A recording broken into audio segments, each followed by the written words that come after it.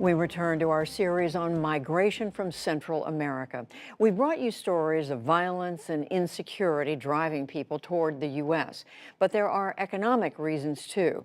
In Honduras, where agriculture sustains many people, long-term drought caused in part by climate change is forcing many to leave. In tonight's report, produced in partnership with the Pulitzer Center, special correspondent Marcia Biggs and videographer Julia Galiano-Rios traveled to Limpira State in far western Honduras. It's a typical morning for Catalina Ayala, grinding corn to make the day's tortillas. It serves as daily bread here in rural Honduras, where families live off the land, growing corn, beans, and coffee. Her husband, Alfredo, has been a corn farmer all his life, but this is the last of the family's harvest. How much reserve do you have? We have enough corn for 2 months, 60 days. Don Alfredo is one of almost 4 million people struggling to survive in what's called Central America's dry corridor, an area that stretches from Costa Rica to the Mexican border. Historically known for its irregular rainfall, it earned the nickname in 2009 after a drought killed over half the crops in the region. Accelerated by climate change, rainfall in the western Honduras state of Limpira has fallen sharply in the last 5 years. I mean, it's just all dead. Don Alfredo says 10 years ago he could harvest around 4,000 pounds of corn each season. Now he says he's lucky if he gets around 500.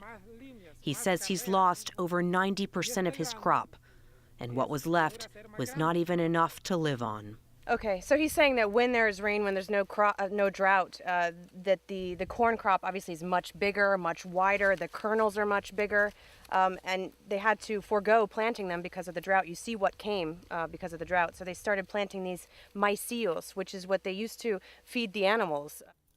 Don Alfredo's like most farmers we spoke to, who've started planting a lower quality corn called maicillo, which is more resistant to drought. Traditionally used as chicken feed, it may keep them alive, but no one will buy it. What is the maicillo like to eat? Just bring it over. It's not the same. It's a different flavor. The tortilla is darker. Is there any hope of recovering that land, recovering those crops?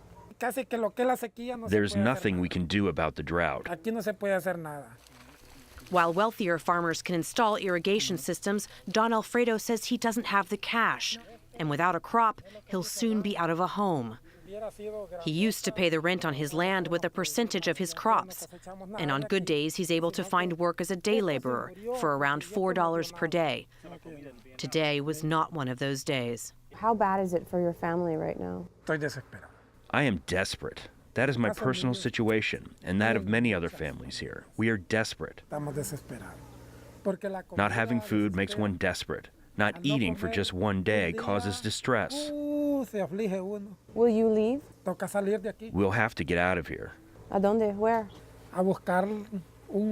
To find a place where we can have a better life. According to the UN's Food and Agriculture Organization, there's been a surge of migration from rural areas in Honduras, where farmers lost an estimated 82% of corn and bean crops last year from lack of rain. And for coffee farmers, yet another problem, an epidemic of rust fungus, roya in Spanish, an insidious plant disease they liken to cancer, which grows quickly in dry, warm climates, destroying entire coffee plantations. Germán Orellana is an agricultural engineer. He did his postgraduate research in the U.S. before returning to his tiny village in Honduras to work on water sustainability projects. He took us to see the effects of the roya, its signature, this yellow discoloration. When the temperature is lower, 77 degrees Fahrenheit or lower, this fungus will not spread. But when the temperature is really high, the climate hot and dry, it will breed on one leaf, to another leaf, and eventually to the entire plantation. Honduras is the 5th largest coffee producer in the world. And Orellana says close to 3 million people depend directly on the industry. But he says 20% of the people in his village alone have left. In the last 4 years, there have been plantations like this one, left completely abandoned. Here one can fertilize, eliminate, prune, and clean. But the farmers haven't done any of that because they know this can't be saved. How catastrophic is this, the Roya, for this region, which depends so much on coffee production? Simply put, there are families that won't have anything to eat because there are entire communities that depend totally and completely on coffee. The kids need to study, families need to eat. If they can't sell this, the only option is to immigrate. If this continues, there will be more violence, more poverty, more hunger, more illegal immigration. It's not a problem in Honduras, it's a global problem. Some farmers are sticking it out, trying to fight the problem.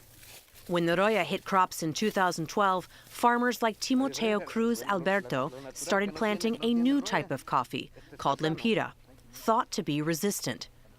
It took 3 years for him to find out they were wrong. We had hope that they would be the solution for coffee farmers, but we've seen that's going to be difficult.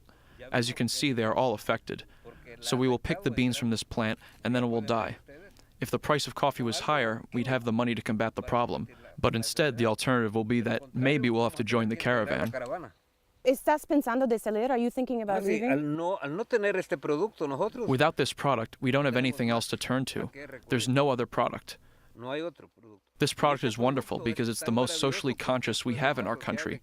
It employs so many people. Here you will see we have 20 people here cutting. Without this product, these people would have no other work.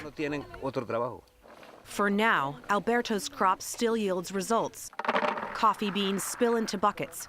Families working for him bring their children on a winter break from school to pitch in. We asked them if they were worried about what Roya could do to the future of coffee farming. Roya means no work. No coffee, no work, no money. This farm dies, what are you going to do? We have to go. ¿A dónde? Where? I don't know. Maybe the U.S. again. For Don Alfredo, the decision to leave is more urgent. He and his wife are eating the last of their crop. And Catalina suffers from diabetes, which requires expensive medication. He's tried to leave before. In 2001, Don Alfredo hired a coyote to smuggle him into Arizona, surviving for over a week in the desert with no food, before being caught and deported. You're going to go through all of this again without any guarantee that you'll be able to stay? I am 49 years old and I already feel old, but the situation forces me to go. Have you heard anything about the president, Donald Trump? He is tough. That's what we hear here. He is tough. But what can you do? I mean, do you not worry about arriving and then just being sent back, being deported again? Yes, I worry, but the hunger forces me to go. The day closes again without rain, and those who have lived off this land for generations face yet another day without food. Closer to the day when many will leave this way of life behind. For the PBS NewsHour, I'm Marcia Biggs in Lempira, Western Honduras.